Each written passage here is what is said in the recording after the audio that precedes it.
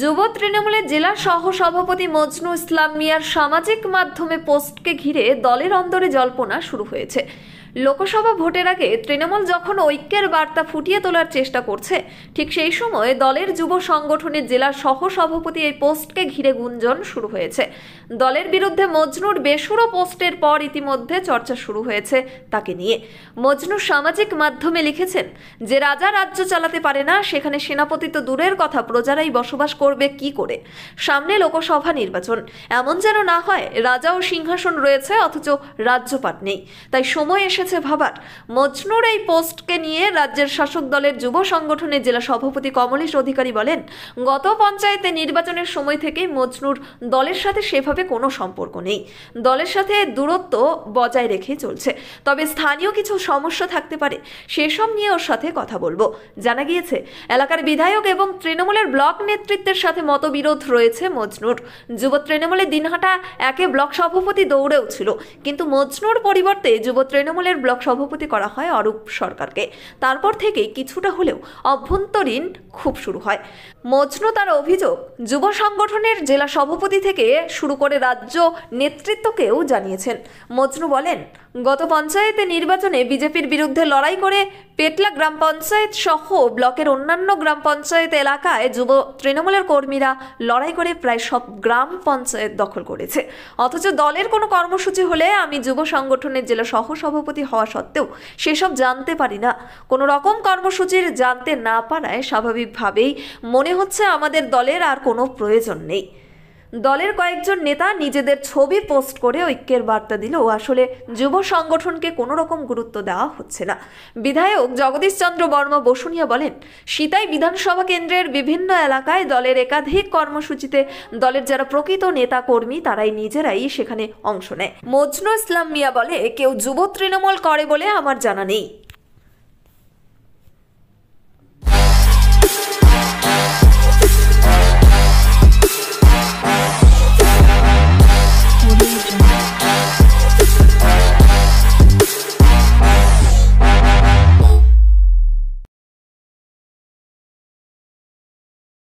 পোস্টটা এই কারণে করলাম, গত পঞ্চায়েত নির্বাচন গেল, পঞ্চায়েত নির্বাচন হয়ে দলের হয়ে অনেক পরিশ্রম করেছি। পঞ্চায়েত নির্বাচন পার হওয়ার পরে আমাদের দিনহাটা 1 নম্বর ব্লকে সিতাই বিধানসভা কেন্দ্রে অনেক প্রোগ্রাম হচ্ছে। বিভিন্ন প্রোগ্রামের মধ্যে আমাকে অন্ধকারে রেখে প্রোগ্রামগুলো হচ্ছে, কে করতেছে, কারা করতেছে, একপন্থী হিসাবে দল চলতেছে, সেই বিষয়ে আমাদের কোনো নিমন্ত্রণ পাচ্ছি না, অথচ নিমন্ত্রণ কার্ড হাতে নিয়ে দাঁড়িয়ে আছি। এরকম হিসাবেই দল চলতে থাকলে তো দলকে নিয়ে যে কেউ ভাবা শুরু করবে। এবং আমি আমাদের যে উচ্চ নেতৃত্ব আছে, আমি বারবার তাদেরকেও জানাইছি, তারাও বলতেছে দেখতেছি, সেরকম কোনো রেসপন্স পাচ্ছি না। তাই নিজের মনের ক্ষোভ নিজেই প্রকাশ করতেছি। যুবরা তো গুরুত্বই পাচ্ছে না। যুবদের যদি গুরুত্ব দিত, আমি জেলা ভাইস প্রেসিডেন্ট, তাহলে আমার বিধানসভা কেন্দ্রে তো আমি ডাক পাইতাম। অন্যান্য বিধানসভায় ডাক পাচ্ছি, আমার নিজের বাড়ির জায়গায় ডাক পাচ্ছি না। তাহলে আবার যুবদেরকে নিয়ে দল কি ভাবা শুরু করছে? যদি ভাবতো তাহলে তো আজকে আমাদেরকে বিশুরে হতে হতো না। সেটার বিষয়ে কে বলার কি আছে? যেটা আগামী দিনে 2024 নির্বাচনের মধ্যে যারা এখন নেতৃত্ব দিচ্ছে তারা বুঝবে।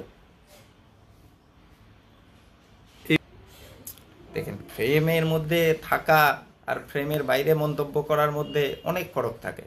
একটা সংসারে তো অনেকজনই থাকে, সবার মত তো আর সমান হয় না, আর সবার চিন্তাধারাও একরকম হয় না। হ্যাঁ, এরকম বিষয় এখনো পর্যন্ত ওরকম চিন্তাধারা করি নেই। দেখা যাক কি হয় আগামী দিন। বাধ্য করে তাহলে সেরকম ব্যবস্থাই নেব। বলেছে কথা বলতেছি, কাদের সাথে কথা বলবে? আমি তো জানি যে জেলা সভাপতি, জেলার মেন, উনি আবার কার সাথে কথা বলবে? আমি যে আমাকে ভাবতে হচ্ছে, দেখি দল যদি ভাবতে বাধ্য করে তাহলে ভাববো আগামী দিনে দলকে নিয়ে।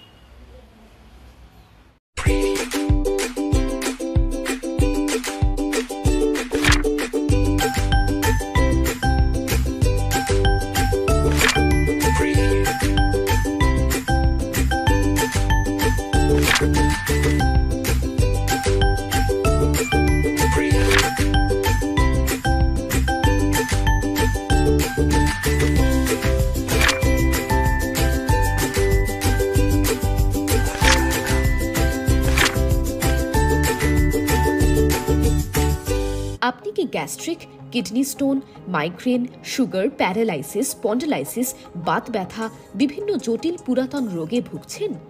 ইউনানি ফিজিশিয়ান ডাক্তার আলতাফ হোসেন সমস্ত সমস্যার 100% সমাধানে চিকিৎসা করছেন প্রতি সোমবার ও বৃহস্পতিবার দুপুর 2টো থেকে 6টা পর্যন্ত। চেম্বার দিনহাটা, গোধূলি বাজার, মার্কেট কমপ্লেক্স। বিশদে জানতে কল করুন 9832429025 অথবা 9932065792 এই নম্বরে। ন্যাশনাল ফেম অ্যাওয়ার্ডে সম্মানিত দিনহাটার ইংরেজি মাধ্যম স্কুল শেমরক ফ্লোরেট। শিশু বন্ধুত্বপূর্ণ পরিবেশ বান্ধব এই স্কুলে ইংরেজি শেখার ওপর বিশেষ নজর। An idea school to make the students ideal. Godhuli Bazar, Dinhata. ইংরেজি শেখার ওপর বিশেষ নজর দেওয়া হয়। শেমরক ফ্লোরেট স্কুল, গোধূলি বাজার, দিনহাটা। মোবাইল নম্বর 9635669499।